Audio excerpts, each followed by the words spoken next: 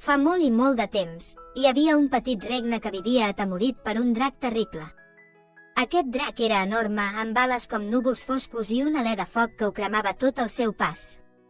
El drac vivia en una cova a la muntanya, però sovint baixava al poble per fer destrosses i endur-se el bestiar.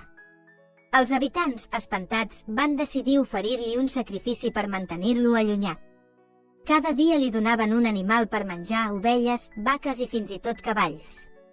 Però un dia, els animals es van acabar.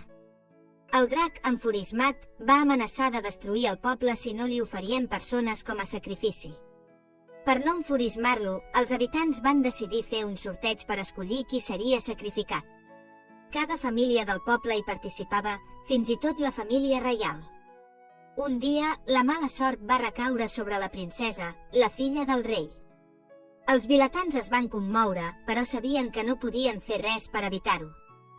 Amb llàgrimes als ulls, el rei va acomiadar-se de la seva filla i la va enviar a la muntanya, on vivia el drac. La princesa esperava, tremolant de por, davant la cova del drac. Quan la bèstia terrible es preparava per atacar, de sobte, va aparèixer un cavaller muntat en un cavall blanc. Era Sant Jordi, un valent cavaller que havia sentit parlar de les desgràcies del poble i havia decidit ajudar. «No tinguis por, princesa», va dir Sant Jordi. «Jo et protegiré d'aquesta bèstia». El drac va rugir amb força i va llançar flames contra el cavaller. Però Sant Jordi, amb el seu escut i la seva llança, es va enfrontar al drac amb valentia.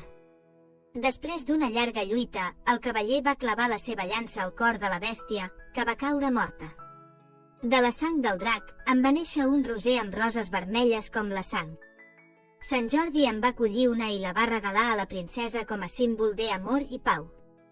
Quan el poble va veure que el drac havia estat derrotat, va aclamar Sant Jordi com un heroi. El rei li va oferir grans riqueses i la mà de la princesa, però Sant Jordi, humil, va refusar i va continuar el seu camí per ajudar altres pobles.